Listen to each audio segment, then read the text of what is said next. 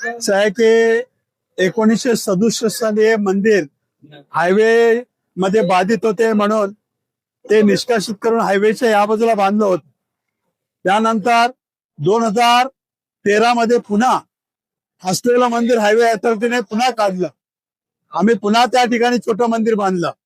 मग 2018 साली आयुक्त बालाजी कदगावकर साहेब, मी उपमहापौर होतो तेव्हा आमच्या ग्रामस्थांची एक मिटिंग घेतली आणि त्यांनी सांगितलं की हे हायवे रस्त्या रुंदीकरणामध्ये आणि बडोदा हायवे मध्ये हा जो 60 मीटरचा रस्ता होतो याच्यामध्ये बाधित आहे.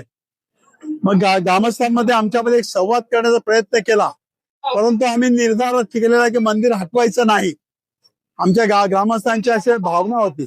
या आमच्या घोडबंदर गावातील हे आमचं घोडबंदर गावाच्या वेशीवरचं मंदिर आहे. या हायवे रस्त्याला अजूनपर्यंत मोठा अपघात झाला नाही का, तर ही रक्षण करते देवी आहे आणि त्याच्यामुळे ही लोकांचं रक्षण करायची जागृत देवी होती. परंतु 24 एप्रिल 2025 साल रोजी मीरा भाईंदर महापालिका आणि आयुक्त पोलीस आयुक्तालय मीरा भाईंदर वसई विरार पोलीस आयुक्तालयाच्या माध्यमातून सुमारे 480 पोलिसांच्या बंदोबस्तामध्ये महापालिकेचा अधिकारी तोडू दस्ता हे सगळे आले कारवाई करायला. आम्ही पुन्हा त्यांना विनवणी केली एक वार्षिक उत्सव करतो मग तुम्ही काढा, पण त्याने ते आमचं अजिबात ऐकलं नाही.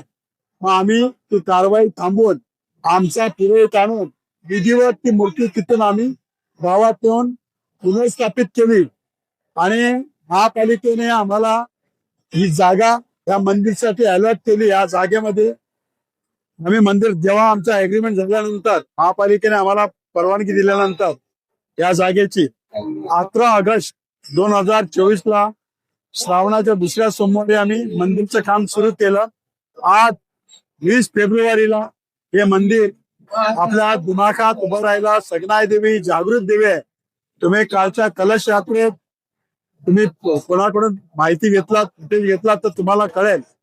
मोठा जनसमुदाय 500-700 लोकांचा जनसमुदाय आणि 251 कलश डोक्यावर घेऊन गंगाजल अभिमंत्रित केलेलं जल हे डोक्यावर घेऊन 2.5 किलोमीटरच्या परिक्रमा संपूर्ण गावात आणि संपूर्ण रेती बंदर मध्ये करत इथपर्यंत आमच्या माता भगिनी घेऊन आल्या आणि त्या जलशयातून आणलेल्या जलाने आम्ही देवीचे स्नानादी विधी गणपती बाप्पा साईबाबा आणि सगना देवीचे स्नानादी विधी केले.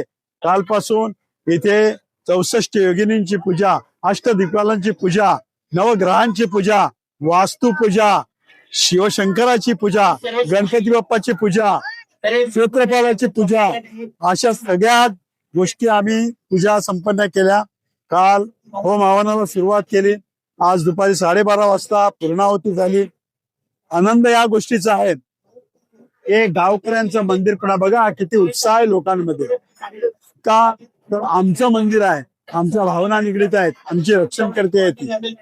आज स्थापित झाली ती खूप आनंद आहे. परंतु ही या प्रकरणात मी चर्चेत होतो आणि माझा असा समज होता की जबाबदारी माझ्या खांद्यावरती आहे, माझ्या डोक्यावरती आहे.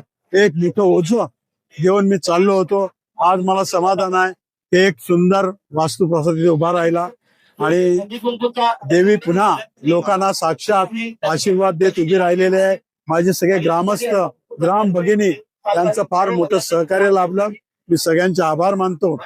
आणि आज तुम्ही पाहत असायला लाईन लागलेली आहे दर्शनासाठी, महाभंडारसाठी. महाभंडार देखील आज जवळजवळ 3-3.5 हजार लोक जेवतील असा आमचा अंदाज आहे. महाप्रसादाचा लाभ घेतील आणि तो संपूर्ण महाप्रसाद माझ्या गावातल्या महिला भगिनी सकाळपासून करत आहेत आणि तो आम्ही आमच्या हाताने बनवलेला प्रसाद लोकांनी घेतला पाहिजे, ग्रहण केला पाहिजे या भावना आहेत. लोक खूप खुश आहेत. कालपर्यंत असलेला आमचा त्रास आज कमी झालाय. मी माझ्या जबाबदारी माझ्यावर होती ती मी पूर्ण निभाव करू शकलो याचा मला अभिमान. माझ्या सहकार्यांचा गावकऱ्यांचा फार मोठी साथ मला लाभली, त्याबद्दल त्यांचे आभार व्यक्त करतो.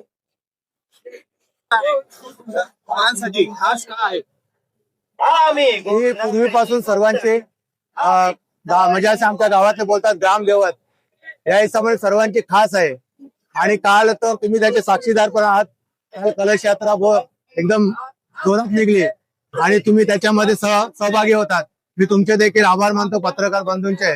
तुम्ही त्यामध्ये सहभाग झालात आणि आजचा उत्सव पण खूप मोठ्या आनंदाने होत आहे. आमचे गावकरी सर्व आनंदित आहेत आणि आनंदाने हा साजरा होत आहे. गावातल्या महिलांनी आणि पुरुषांनी सर्वांनी याच्यामध्ये भाग घेतला आणि या कार्यक्रमाची शोभा वाढवली. त्यांच्याबद्दल मी सर्वांचे आभार मानतो. धन्यवाद.